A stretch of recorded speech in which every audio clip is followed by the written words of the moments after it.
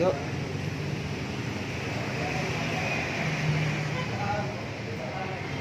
Selamat malam, Abah. Saya mohon izin, mohon arahan dan solusinya. Ini di Lembaga Aliansi Indonesia, khususnya di DPD Jawa Timur.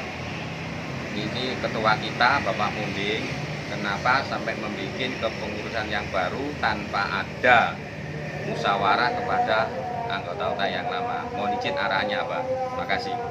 Terima kasih kami sampaikan kepada segenap pengurus daripada BPAN yang telah disusun rapi. Ketika itu termasuk saya ada di dalamnya sebagai penasehat daripada LSM ini. Dengan kejadian perubahan struktur ini kami merasa kaget tentunya, dan ini konstitusional. Saya anggap bahwa merubah pengurus itu harus ada pertemuan tingkat pengurus, walaupun tidak seluruh anggota yang ada di wilayah Jawa Timur ini cukup pengurus. Kalau toh memang itu ada perubahan, argumentasi yang harus dirubah itu apa, itu harus ada sepakat. Yang pertama, harus ada risum daripada hasil musyawarah itu, kemudian dituangkan dalam bahasa akhir, sehingga perlu untuk meningkatkan kualitas daripada ini, perlu A, B, C, D untuk sebagai berikut. Tapi di sini saya lihat tidak ada, kemudian tahu-tahu ada perubahan yang cukup mengagetkan, yaitu perubahan antara lain. Kemudian lembaga ini ketua yang punya proyek untuk menangani sebuah kasus yang cukup rumit, yaitu yang memang mendapatkan job proyek itu dari yang namanya pengembang Haji Suhar dari anggota. Nah, kemudian sekaligus Bapak Munding itu menyusun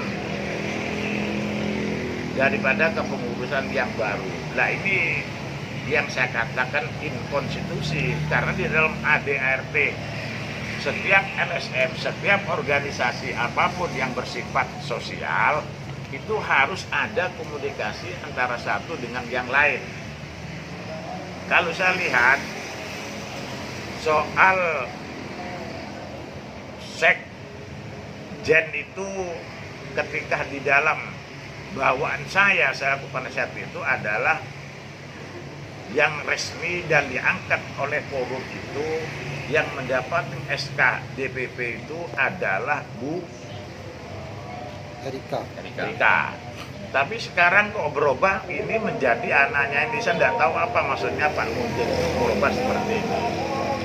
Akan tetapi saya melihat secara normatif ini tidak sah demi ketentuan daripada MSM, tidak sesuai dengan ADART yang berlaku di LSM yang kita bawa, yang kita motori ketika itu, yaitu Badan Penelitian Aset Negara. Ini tidak sesuai, itu ada unsur pelanggaran.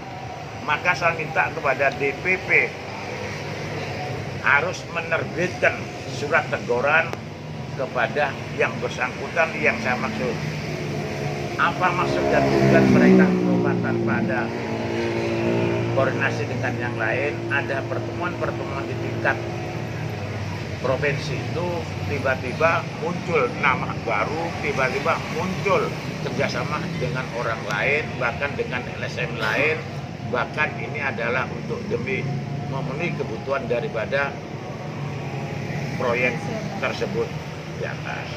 Kami merasa keberatan dan kami meminta kepada DPP segera menerbitkan surat teguran.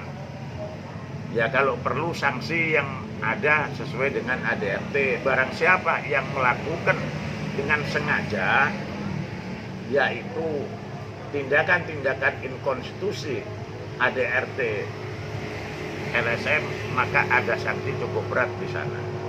Jadi saya kira itu penting ADART DPP mengetahui apa yang terjadi di Jawa Timur ini. Saya kira itu pertama untuk jawaban saya dan permintaan saya kepada DPP pusat. Terima kasih ya Pak untuk penjelasannya dananya. Dan ada tambahan satu Pak, untuk langkah-langkah kita sebagai pengurus DPD yang masih sah dalam susunan struktur itu, langkah kita bagaimana Pak ini? Yang pertama saya berharap melakukan pertemuan di tingkat provinsi dengan segala problem yang dialami oleh aliansi ini disampaikan kepada anggota dan pengurus tetap anggota apa win-win solution yang baik. Jadi saya kira di mana LSM, di mana organisasi tentunya itu harus berpayung kepada ADRT karena dasar hukumnya, payung hukumnya itu adalah ada di ADRT sehingga sampai kepada teknis pelaksanaan baik personal maupun secara kelembagaan itu diatur oleh ADRT. Terima kasih. Terima kasih atas saran dari Abah. Selamat malam. Malam.